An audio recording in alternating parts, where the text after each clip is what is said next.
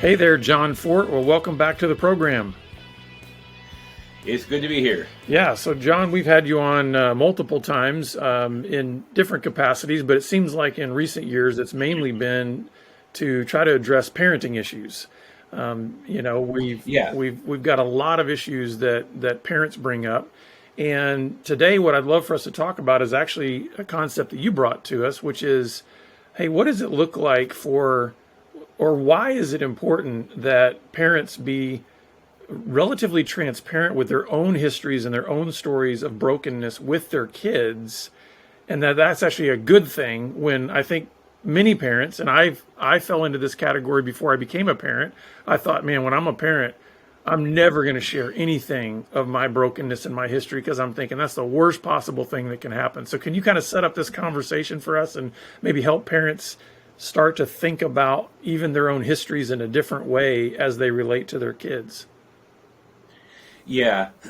It is true that just to verify it, a couple of years ago, we did a survey of parents to see what they're afraid of. Like, why do they not want to talk to their kids about sex? And one of the reasons, just talking about anything sexual at all, that parents are afraid to even start those conversations is they're afraid somehow in that conversation something about their past will be uncovered and their kids will learn something about their past.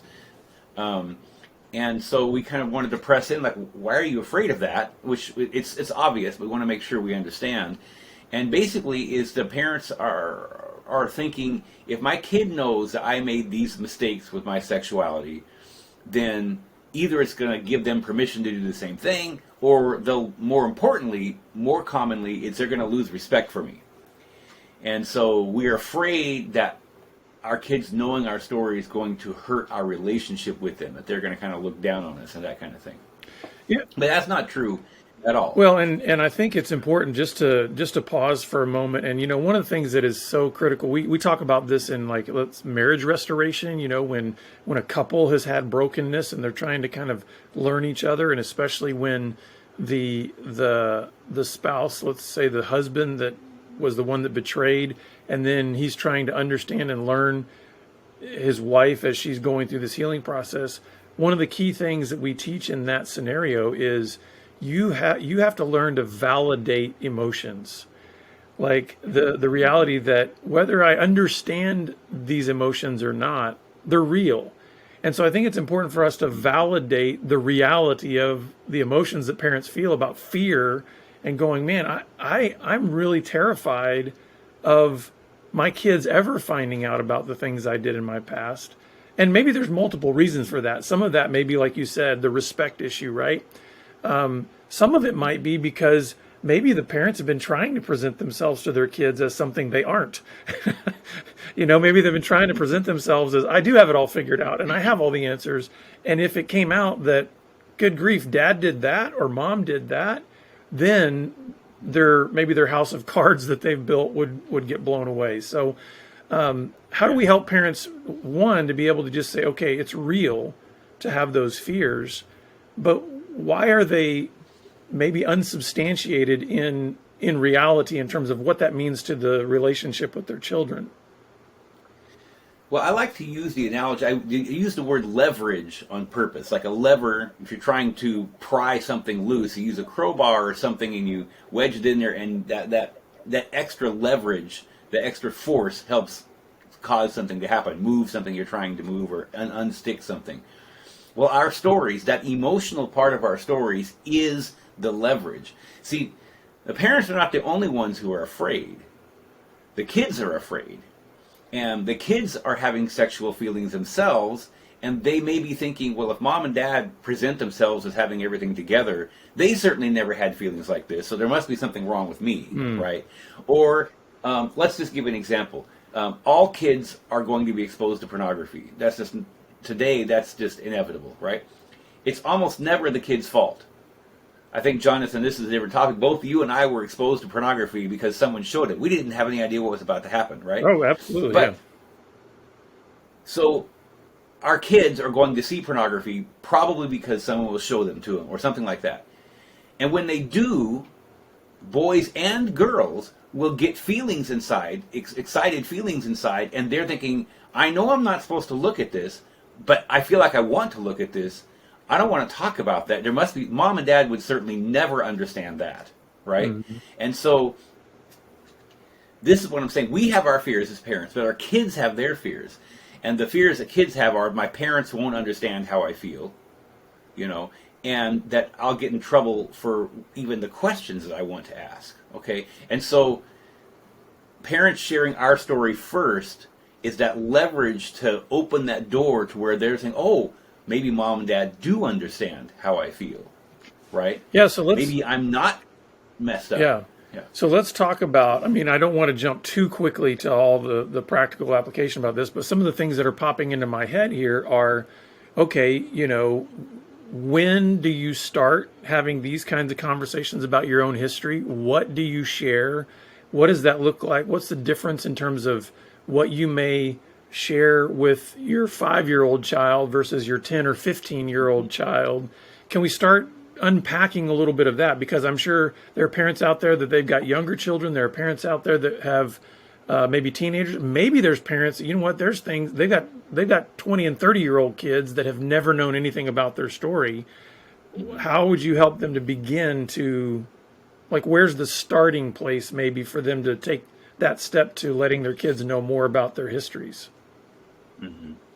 Well, I think the starting place is, first of all, is the different kinds of conversations, the different experience. So there's experience with pornography, like we've said.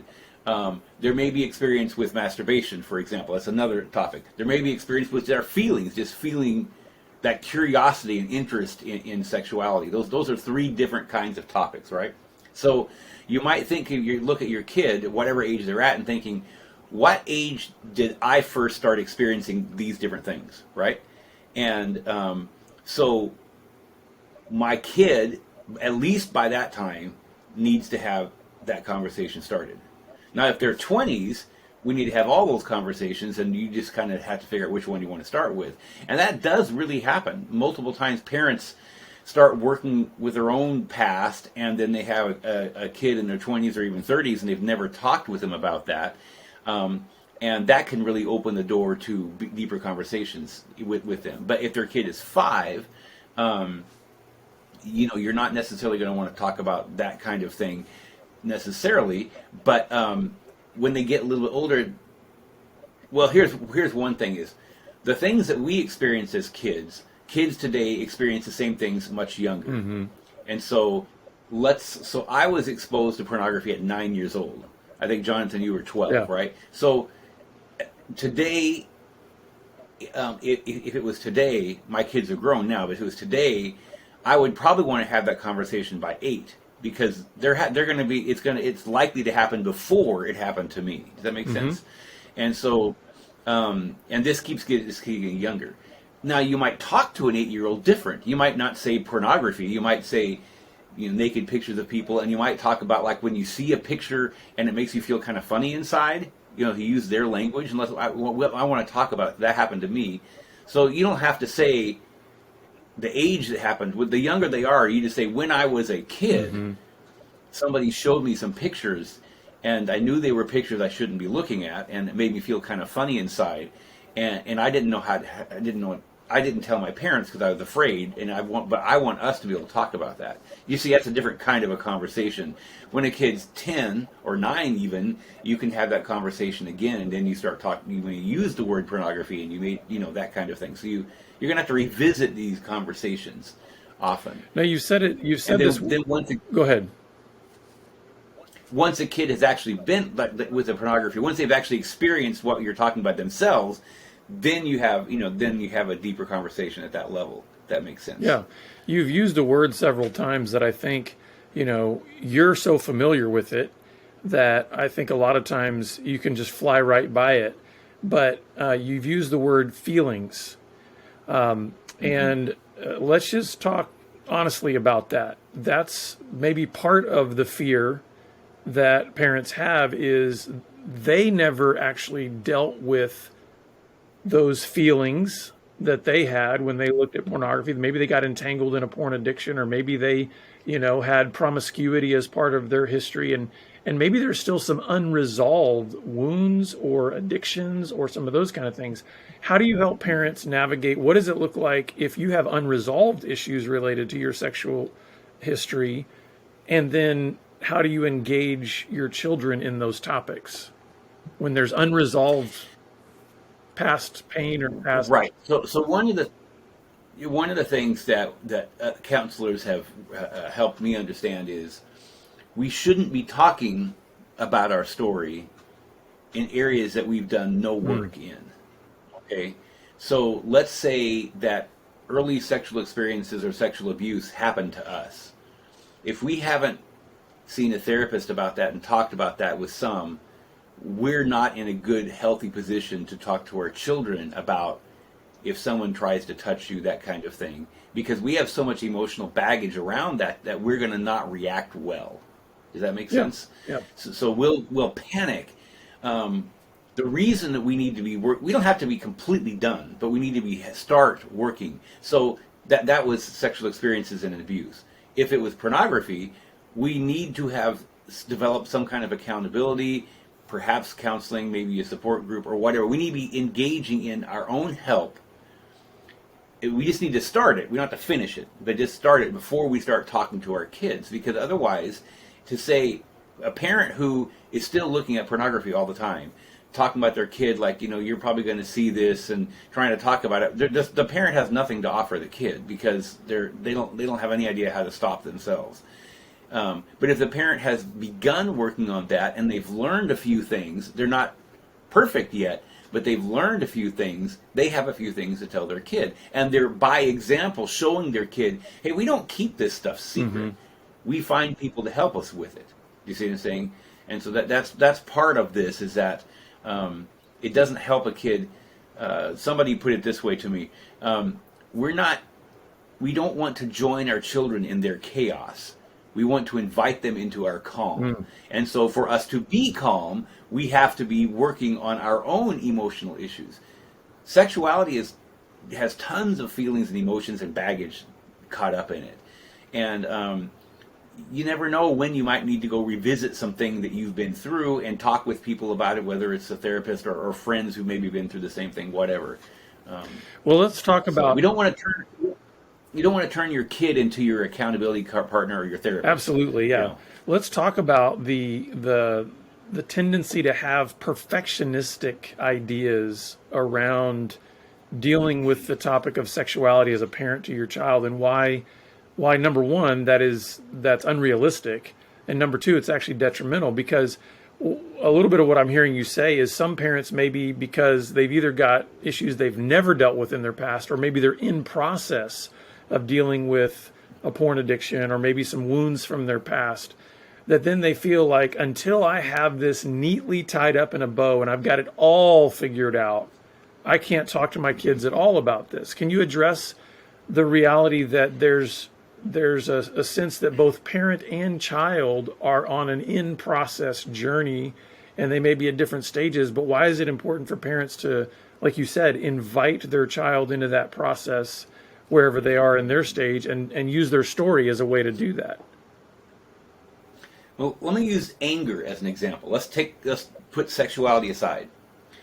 We know that little tiny kids don't handle anger very well. They roll on the floor and throw tantrums. But we know that's just a process they're working through, right? When they reach adolescence, their hormones make and changes in their limbic system make their emotions even stronger, as strong as an adult. Okay, now they may not roll on the floor and yell, and they may actually clam up and get really quiet, but the anger inside of them is actually higher than it is for the 5-year-old rolling on the floor. Okay, and so and they don't know what to do with that. And so a teenager might have some kind of really rude remark they say to their parent, just anger outbursts that look different. And we understand that because they're going through changes in puberty and brain changes and stuff like that they don't really have the capacity to respond very well to anger yet. They're working on it. But in fact, even us as adults still occasionally don't respond well to anger, all right? It's a process, okay? Our sexuality is not any different than this, all right? So little kids will do things with their sexuality. We look at it and say, that's not what that's for, right? But they're a little kid, they don't know any better, right? And then adolescents get all these sexual feelings that are really strong, and they don't know what to do with them well, and they're not going to manage that perfectly for a while. They're going to make lots of mistakes, and they're getting better at it. But even as an adult, we still occasionally respond in a poor way to sexual situations, right? And so we're all in a process. Let's quit pretending that we're not, if that makes sense. So if our kid looks at us, if we could be perfect and make no mistakes with our sexuality, let's just say, our kids would look at that and say, well, I'll never be that. Does that make sense? But fortunately for them, we make lots of mistakes. And so it's also important for our kids to see us make mistakes with our sexuality sometimes and apologize for that and see the process of us, and then we're leading by example, if that makes sense. Yeah, talk about how actually it is our failures in our past that actually qualify us to be the right parent for our children. Yeah, kids want a parent who understands how they feel, who's been through what they're going through, right? If a parent, I tell parents this, if you've never made a mistake with your sexuality in your life, you've never responded to sexual feelings or sexual situations without being perfect, you are the wrong person to help your kid. Because your kid doesn't need a perfect person, they need a person that understands them who are imperfect, right?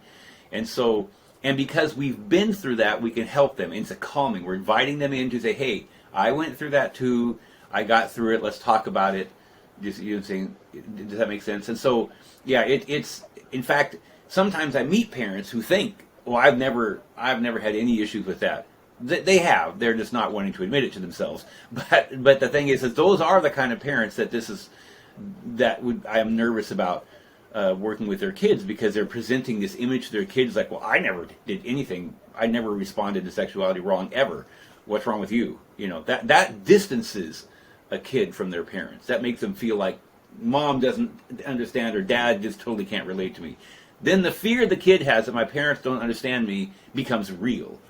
And we do not want that to happen. Yeah, and I think it's important to acknowledge that we may not have identical struggles or circumstances to our children, but categorically we can make a connection. So maybe, for instance, you know, you've got a daughter today that is facing things in middle school that situationally they are new in terms of, hey, there wasn't cell phones, or there weren't these types of devices and other kinds of things that were part of maybe your experience as a mom when you were in school. But it doesn't mean that the feelings of wanting to belong, or the feelings of body shame, or any number of other things aren't parallel. In other words, it's like what your daughter may be feeling, what she may be experiencing, even though the situation is different, that mom could still identify with her, says, hey, I was 13 once too, and I know it. Is that part of what you're saying? Is it doesn't have to be a one-to-one correlation between the behavior or even the circumstance, but at a deeper level, there can be a connection of identification. Yeah. So let me give you two examples like that. Today in middle school, not to terrify parents, it's pretty common for kids to send naked pictures to each other. And so today in middle school, a girl could have boys sending naked pictures of themselves to her, and she's like, I don't want this. What are you doing? Right? Okay. Well, that didn't happen to us because we didn't have cell phones like that. But girls did experience boys saying sexual things to them and comments and that kind of stuff. When I was in middle school, they tried to snap girls' bras and things like that. And so that's kind of that's the equivalent you're talking about. So there's still those things. It looks different, but what's happening and the feelings are the same. Okay, and so that's one example. Another example is it's true that not everybody growing up had any interest really in pornography. My wife talks about it. She's like, yeah, I know some girls, I just didn't want to look at that stuff. Do you know what I'm saying? And so, but maybe they would watch movies that have really steamy scenes and they wanted to see that, or they would read books with kind of erotic stories in it.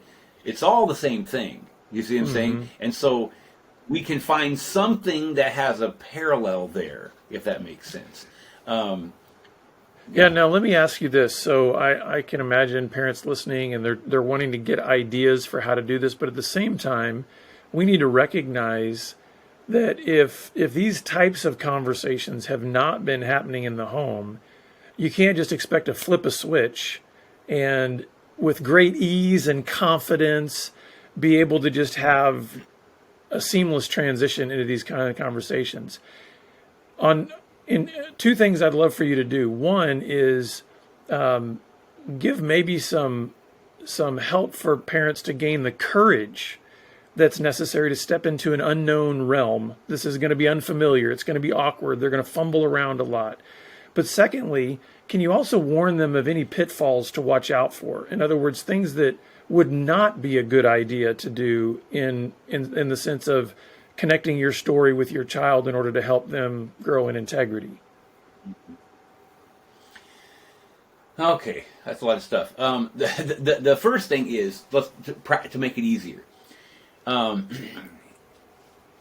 Two things I would say to make it easier. First of all, if you haven't already, start talking with your kids about feelings, because feelings are personal, but they're not like as personal as sexuality. And so that's the training ground for both you as the parent and the kid to start talking about personal things that's still less threatening.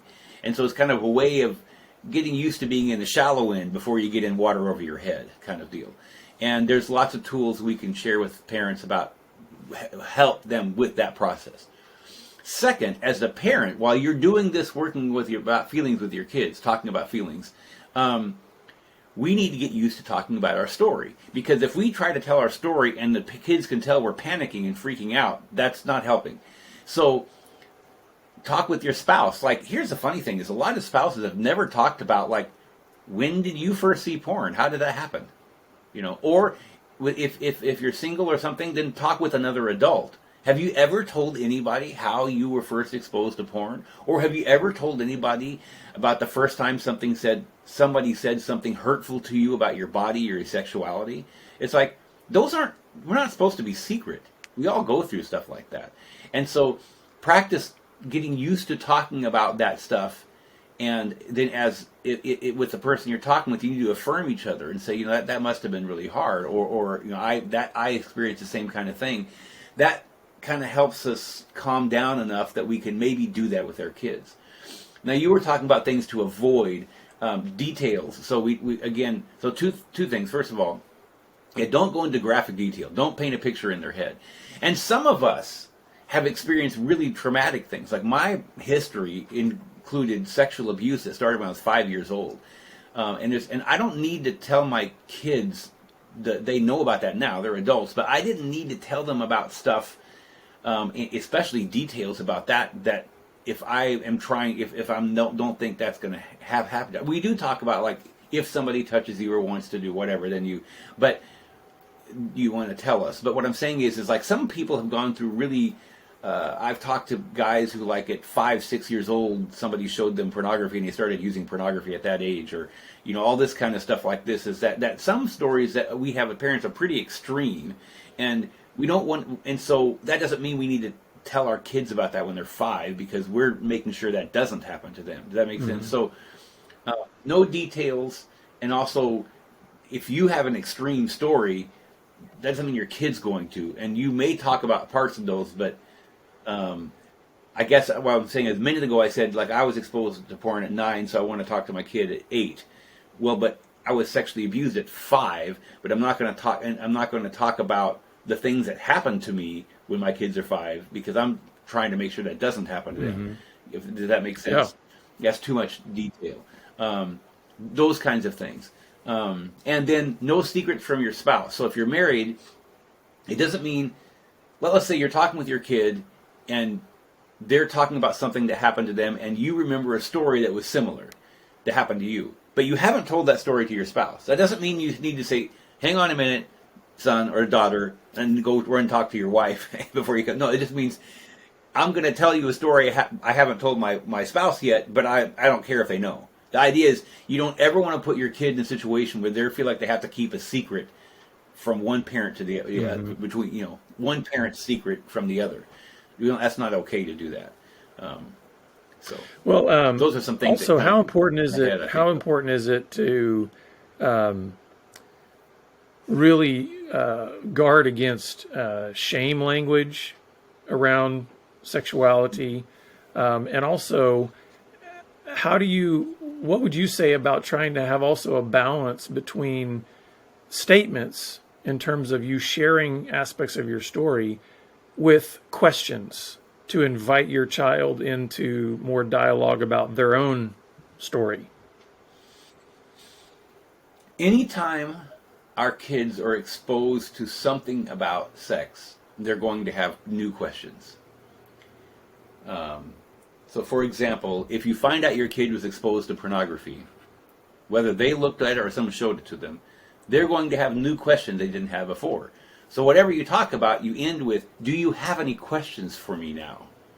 Okay, so if I tell a part of my story, and that starts a conversation, we still want to end with, do you have any questions for me? Because we want them to whenever every new information comes in about sexuality that's going to cause kids to maybe have some questions, and we don't want to leave them with those questions because they might go try to find the answer somewhere that we don't want them to find it, right? Mm-hmm. I'm not sure if that's what you're talking about, but that is something we want to be careful to make sure we do. Yeah, and then also to talk a little bit about the shame issue, because already I think there can be a lot of shame around not only the maybe what the kids are experiencing in terms of the confusion, the chaos of figuring out what it means to be a boy or a girl, a man or a woman, but then also the parents in terms of whatever their history of brokenness is. There can likely be a lot of shame wrapped up in their sexual brokenness. How do you help, on the one hand, be honest about the things that you maybe carry shame over, but at the same time, don't let shame rule in terms of somehow making a child believe that somehow there is a sense of shame over their body or a shame over the feelings that they're having and things like that? Yeah, it's real difficult when we get focused on rules-based sexuality, like don't do these things. That's what sexuality is about. That's just going to lead to shame because we all make mistakes, and not just that, but there's also shame about, is my body normal? Is this, whether boys or girls, and they see people on TV and like, I don't look like that, and so there's so many elements of shame that you got to deal with. So we want to keep affirming our kids all the time. Like if you have a young kid and they're getting to the age where it's not okay for them to be naked in front of everybody, and so you have friends over and your kid comes running out without any clothes on, and so you're realizing they're still at the age learning, it's like, hey, this is we have people over, this is not what we do this.